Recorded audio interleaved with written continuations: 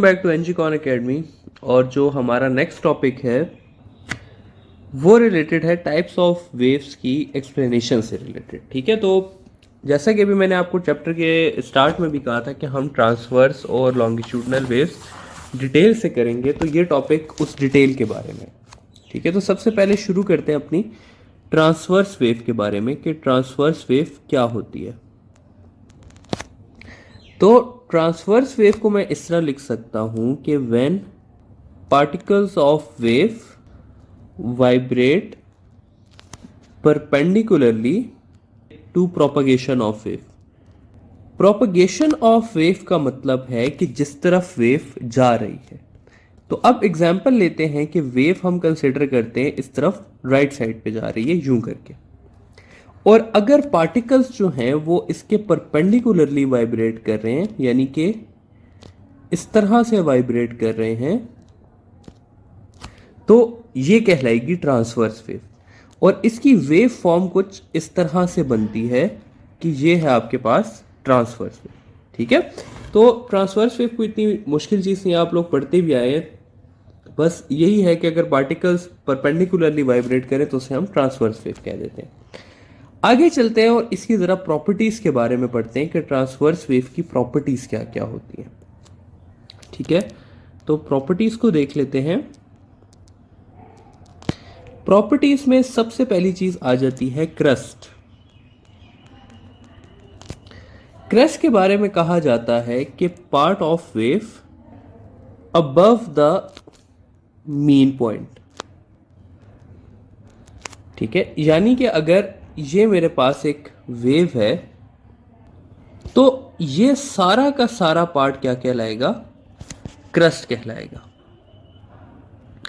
ये स्टूडेंट्स की मिसकॉन्सेप्शन होती है कि सिर्फ ये टॉप वाला पॉइंट जो है ये क्रस्ट कहलाता है। ऐसा बिल्कुल नहीं है, ये सारा का सारा पोर्शन जो कि अबव मीन पोजीशन होगा ये क्रस्ट कहलाएगा।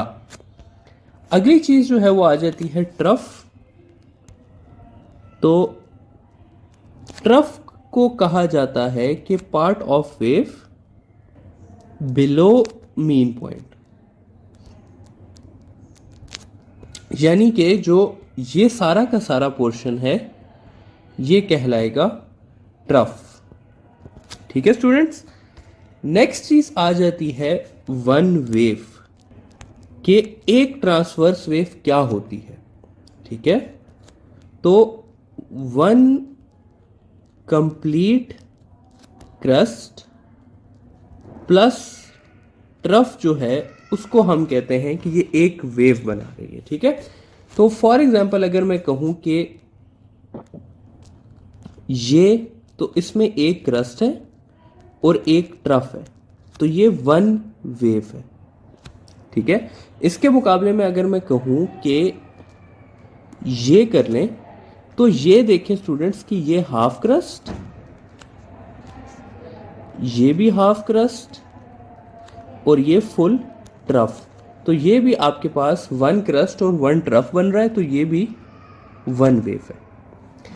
अगर मैं कह दूं इस तरह से कि ये क्या है, तो इसको अगर आप देखें स्टूडेंट्स तो ये हाफ क्रस्ट बन रहा है और यहां पे हाफ ट्रफ बन रहा है, तो हाफ क्रस्ट और हाफ ट्रफ मिलके हाफ वेव बना देंगे। ठीक है, तो इस तरह से आपको काफ़ी सारी पिक्चर्स दी जा सकती है और आपसे पूछा जा सकता है कि ये कितनी वेव है। ठीक है, तो सिंपली आपको पता होना चाहिए क्रस्ट क्या है, ट्रफ क्या है और एक वेव क्या होती है। आगे चलते हैं और थोड़ा सा वेवलेंथ को देख लेते हैं कि वेवलेंथ क्या होता है। वेवलेंथ स्टूडेंट्स कुछ भी नहीं है, वेवलेंथ अपने नाम में एक फुल डेफिनेशन है कि वेवलेंथ यानी कि length of a wave is called as wavelength. अब एक वेव में, ट्रांसवर्स वेव में एक वेव कितनी होती है? एक क्रस्ट और एक ट्रफ, तो इसको मैं ऐसे भी लिख सकता हूं, length of one crest plus one trough is called as wavelength. यानी कि अगर ये वेव है आपके पास इस तरह से, तो ये एक क्रस्ट और एक ट्रफ मिलके जितनी लेंथ बना रहे हैं वो इसकी वेवलेंथ कहलाएगी।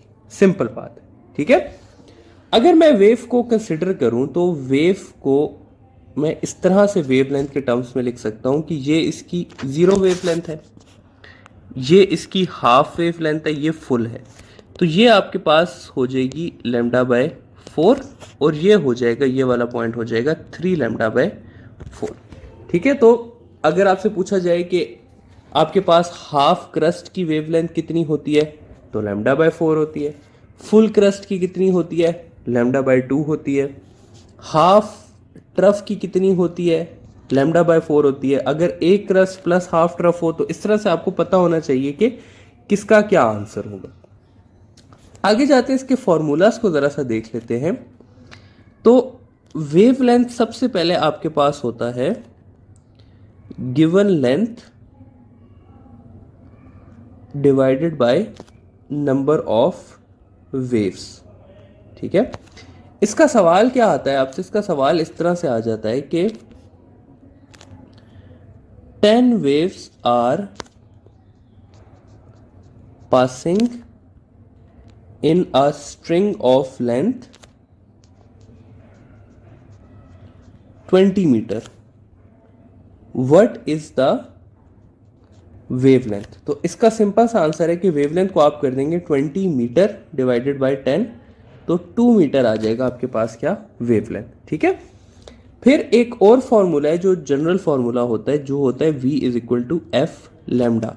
अगर आप यहां से लैम्डा की वैल्यू निकालें तो आपके पास आ जाएगी v/f, और f की जगह अगर आप टाइम पीरियड रिप्लेस करना चाहते हैं तो ये आ जाएगी v इंटू टाइम पीरियड। ठीक है, तो ये 3 इक्वेशंस हैं जिसके जरिए आप वेवलेंथ फाइंड कर सकते हैं।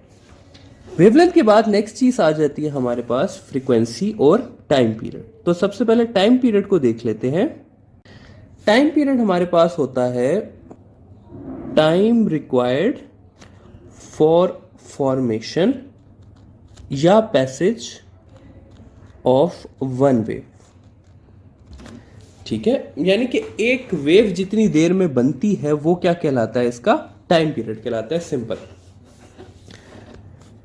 सवाल किस तरह से आता है टाइम पीरियड का, सवाल इस तरह से आता है कि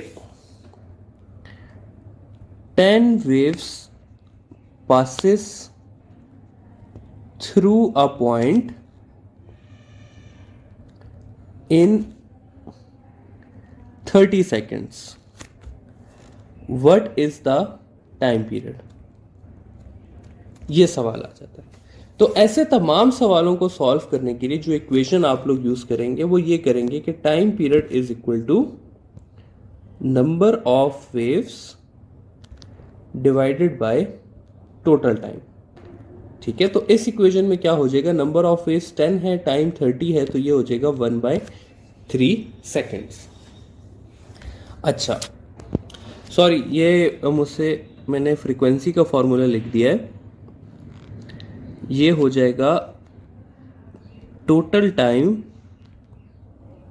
divided by number of waves. ठीक है, तो ये हो जाएगा 30/10 या 3 सेकेंड्स आ जाएगा टाइम पीरियड। फ्रीक्वेंसी की अगर बात की जाए तो फ्रीक्वेंसी होता है नंबर ऑफ वेव्स फॉर्म्ड या पास्ड इन 1 सेकेंड। ठीक है, और फ्रीक्वेंसी होती है इनवर्स ऑफ टाइम पीरियड, या मैं इसको ऐसे भी लिख सकता हूं कि number of waves divided by total time. ठीक है, तो ये हो जाएगा आपके पास फ्रीक्वेंसी और वेव्स। तो हमने कौन कौन सी प्रॉपर्टीज पढ़ ली, हमने देख लिया क्रस्ट क्या होता है, हमने देख लिया ट्रफ क्या होता है, एक वेव क्या होती है, वेवलेंथ क्या होती है, टाइम पीरियड क्या होता है और फ्रीक्वेंसी क्या होती है। ठीक है स्टूडेंट्स, तो ये हो गया हमारा ट्रांसवर्स वेव का टॉपिक कंप्लीट। ट्रांसवर्स वेव के बाद नेक्स्ट चीज थोड़ी सी डिस्कस कर लेते हैं लॉन्गिट्यूडनल वेव के बारे में। तो लॉन्गिट्यूडनल वेव की अगर हम प्रॉपर्टीज देखें तो, बल्कि लॉन्गिट्यूडनल वेव को अगर जनरली डिस्कस करें तो लॉन्गिट्यूडनल वेव के बारे में कहा जाता है कि इसमें पार्टिकल्स ऑफ वेव जो हैं वो वाइब्रेट करते हैं parallelly to the propagation of wave. यानी कि अगर वेव आपकी जो है वो इस डायरेक्शन में जा रही है तो आपके पार्टिकल्स भी इसी डायरेक्शन में वाइब्रेट करेंगे, ठीक है, इसके पैरेलली वाइब्रेट करेंगे। इसलिए ये जो लॉन्गिट्यूडनल वेव्स होती है ये इस तरह से ट्रेवल करती है in the form of compressions and rarefactions, ठीक है स्टूडेंट्स। तो अब हम इसकी भी इसी तरह प्रॉपर्टीज को स्टडी करेंगे। प्रॉपर्टीज में जो सबसे पहली चीज आ जाती है वो हमारे पास आ जाता है कंप्रेशंस, ठीक है। कंप्रेशंस को हम इस तरह से लिख सकते हैं कि area of increased pressure is called as compression, ठीक है। लेट्स से मैं कहता हूं कि एक ट्यूनिंग फोक है हमारे पास जो कि यहां पर जाती है और एयर को प्रेस करती है, तो उसके रिजल्ट में जो चीज बनेगी उसको हम कहेंगे कि ये क्या है, कंप्रेशन है, ठीक है स्टूडेंट्स। फिर रेयरफैक्शन की अगर बात की जाए यहां पे, तो रेयरफैक्शन हमारे पास होता है एरिया ऑफ रिड्यूस्ड प्रेशर, ठीक है। तो जब ये ट्यूनिंग फोक जो है आपकी ये वापस आएगी तो यहां पर एक्सपेंड करेगा, प्रेशर लो होगा और इस एक्सपेंड को हम कहते हैं रेयरफैक्शन। तो इसी तरह जो आपके पास वेव है वो ट्रेवल करती है in the form of compressions, rarefactions, compression and rarefaction, ठीक है। अगर एक वेव की बात की जाए तो इसमें एक वेव होती है one compression plus one rarefaction, ठीक है। तो एक कंप्रेशन और एक रेयरफैक्शन मिलके हमारे पास क्या बनाता है, एक वेव कंस्टिट्यूट करती है। तो अगर मैं यहां पर एक वेव को करना चाहूं तो यहां से लेकर यहां तक जो होगी वो क्या होगी, वन वेव होगी, ठीक है। नेक्स्ट ही स्टूडेंट्स हम जाएंगे उसी तरह वेवलेंथ पे। तो वेवलेंथ भी हमारे पास इक्वल होगा लेंथ ऑफ वन वेव या one compression and one rarefaction, ठीक है। तो वेवलेंथ की इक्वेशन सेम रहेंगी आपके पास कि wavelength is equal to v by f या v इंटू टाइम पीरियड या total length divided by number of waves, ठीक है। फिर आगे टाइम पीरियड पे आएंगे तो टाइम पीरियड भी वही रहेगा कि number of waves time required for one wave is called as time period, और फॉर्मूला अगेन वही रहेगा कि time period is equal to total time divided by number of waves या फिर 1/f। और फाइनली अगर हम बात करें फ्रीक्वेंसी की तो फ्रीक्वेंसी इक्वल हो जाएगी number of waves in 1 second, ठीक है।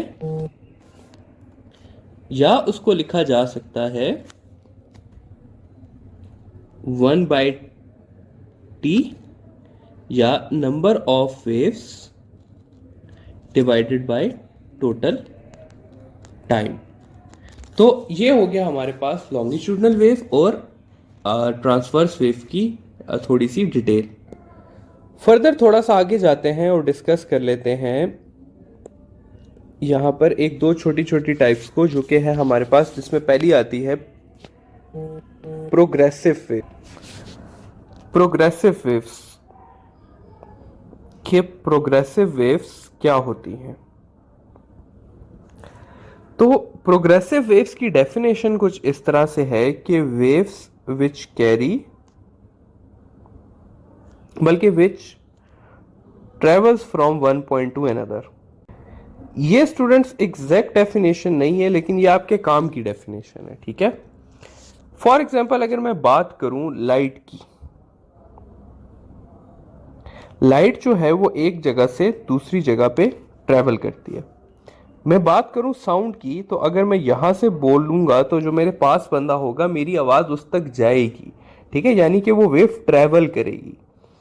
वाटर वेव्स की, वाटर वेव्स भी क्या होती हैं कि अगर ये एक पूल है तो अगर इस वाटर में स्टोन फेंकेंगे तो स्टोन से एक वेव जो जनरेट होगी वो यहां पर आगे की तरफ ट्रेवल करेगी, ठीक है। तो ये कुछ एग्जांपल है आपके पास प्रोग्रेसिव वेव्स की। जबकि अगर नॉन प्रोग्रेसिव वेव्स को देखें तो उसमें आपके पास स्टैंडिंग वेव्स आ जाती हैं। स्टैंडिंग वेव्स अगर आप देखें स्टूडेंट्स, तो इस तरह से एक स्ट्रिंग है, यहां से वेव गई, यहां से वापस आ गई, ये कहीं ट्रेवल नहीं कर रही, ठीक है। इसी तरह अगर ऑर्गन पाइप के अंदर स्टैंडिंग वेव्स हैं तो वो भी ट्रेवल नहीं कर रही। तो अगर आपसे पूछा जाए कि इनमें से कौन सी जो है वो प्रोग्रेसिव वेव नहीं है, तो आपका आंसर होगा कि स्टैंडिंग वेव्स जो है वो प्रोग्रेसिव वेव्स नहीं होती, ठीक है। तो ये आपकी होगी टाइप्स ऑफ वेव्स की डिटेल। अब हम जाएंगे वेलोसिटी ऑफ वेव्स पे।